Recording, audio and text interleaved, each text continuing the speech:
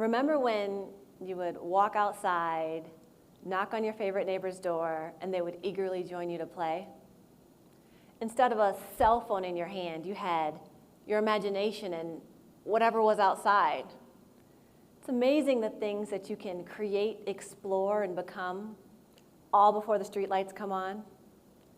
Days filled with purple tongues from our favorite popsicles that we just snagged from the ice cream truck. Worlds where trees transform into castles and spaceships. And the water hose is more than just instant fun. It's the only way to quench your thirst without having to go back into the dreaded inside. Times were simpler. Play was the #1 thing on our to-do list. I was a latchkey kid growing up, the kind of kid that wore a key around her neck, walked home from school, let herself in to grab a cherry fruit roll-up and an orange Hi-C juice box before heading straight back outside to play all day, or at least until mom got home from work. And I did this again the next day and the next day. That's what life was about, creating worlds with our imagination, sharing belly laughs with our neighborhood friends that we would remember for a lifetime, and connecting in that raw, honest, and purely in the moment way that only kids do. Play is how we learned. It's how we discovered what to do and what not to do, what we enjoyed and what we didn't, what hurt our friends' feelings and what hurt us. We grew through our play. It was a necessary part of life. And then somewhere along the way, as we moved up in school, started climbing the ladder, and began officially adulting, play became something we were supposed to leave behind. Play was replaced with responsibility. We were told that as you grow up, you have to be serious and responsible in order to be a successful adult. So we spend years building these serious and responsible lives, only to often end up feeling dissatisfied and stuck.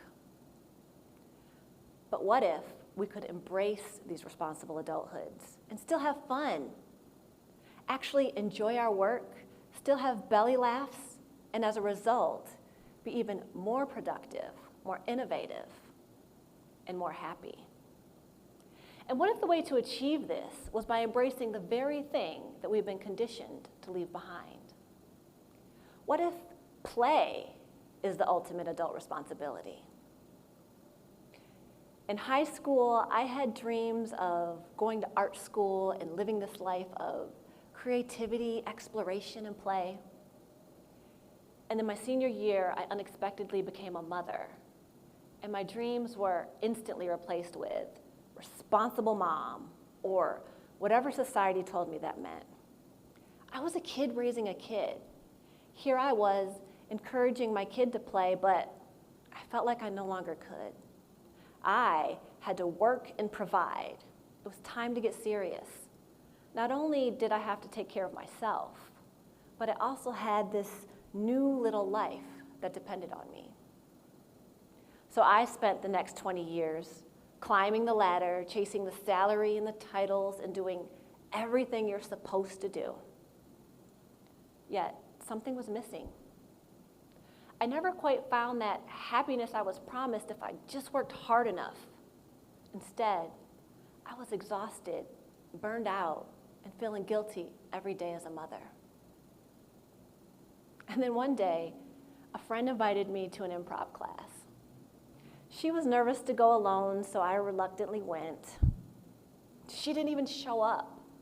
So there I was in this room full of people I didn't know doing all this weird stuff, and all I could think about was how much work I could be getting done, or that I should be at home with my kids instead of doing this. And then something shifted.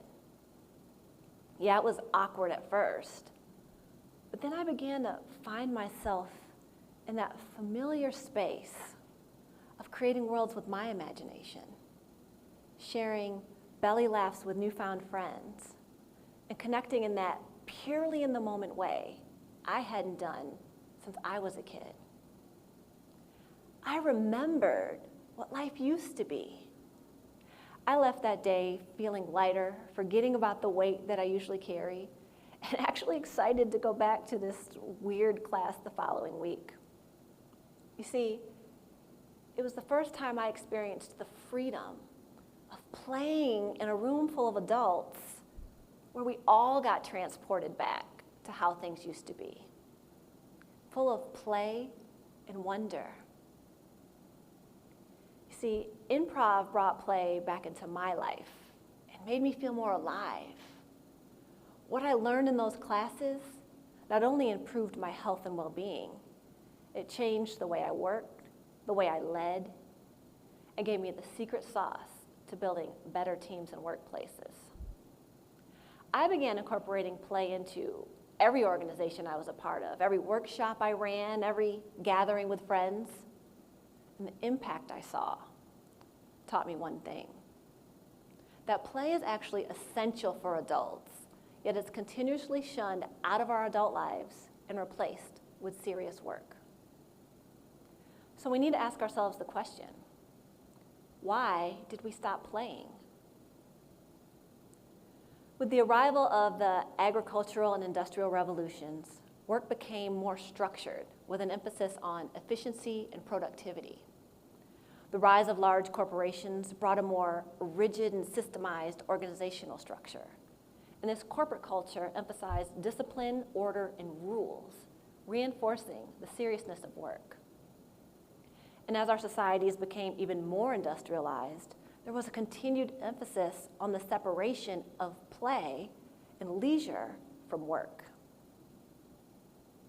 The growth of professions like law, medicine, and engineering brought a focus on specialized knowledge, expertise, and standards. This new level of professionalism continued to demand a serious approach to work as jobs evolved to careers. And our formal education system didn't help, as it also emphasized knowledge, skills, and discipline as requirements for professional success. Long gone were the days of purple popsicles, tree castles, and belly laughs. Now we all know that adulthood comes with a ton of responsibility, but we don't recognize that play may just be one of the most important. And all this isn't just from my personal experience in some awkward improv class. There's actually a scientific explanation as to why adults should play. There's a wealth of research that reveals play is a fundamental aspect of childhood brain development and cognitive growth. We need play to even become a functioning adult, yet we dismiss the very thing that got us here.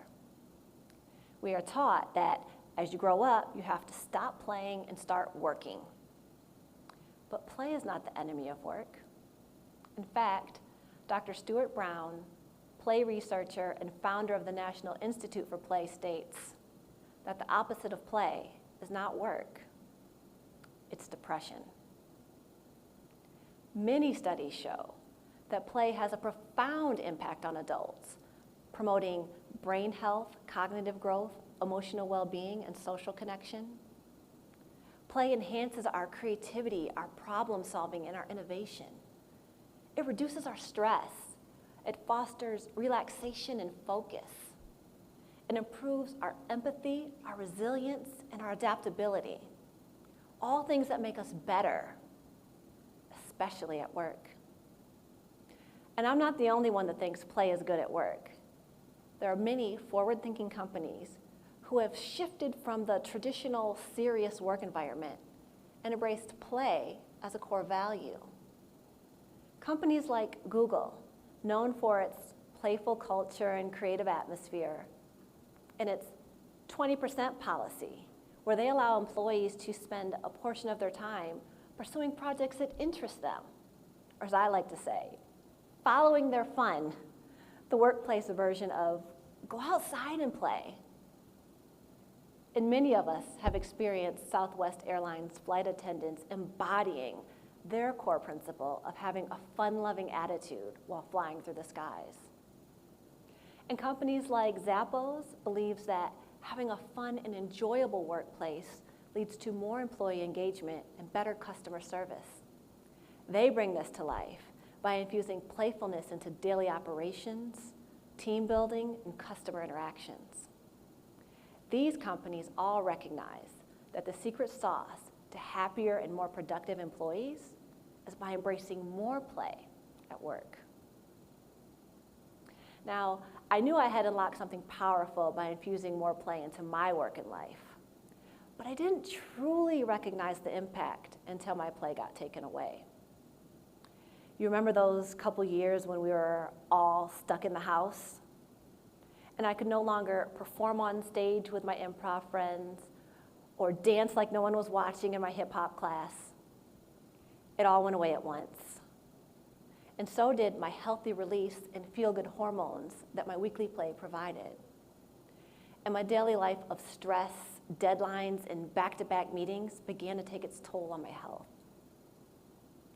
And as we have seen with these post-pandemic trends like the Great Resignation, quiet quitting, the Surgeon General releasing a whole new framework on workplace well-being, the demand by so many not to go back into an office all day, every day.